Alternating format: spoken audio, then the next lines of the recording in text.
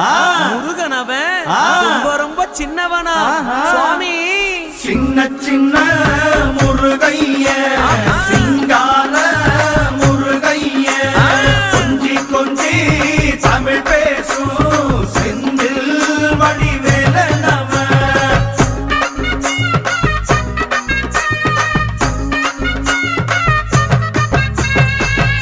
தமிழ் செல்வன் என்பார்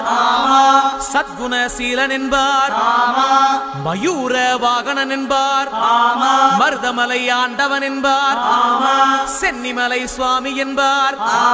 சிவன்மலை வேலா என்பார் ஞானவடி வேலன் என்பார் வேலாயுத சுவாமி என்பார் தேவாதி தேவன் என்பார் ஸ்கந்த குரு என்பார் அவ்வையிடம் ஆசி பெற்றவனாம்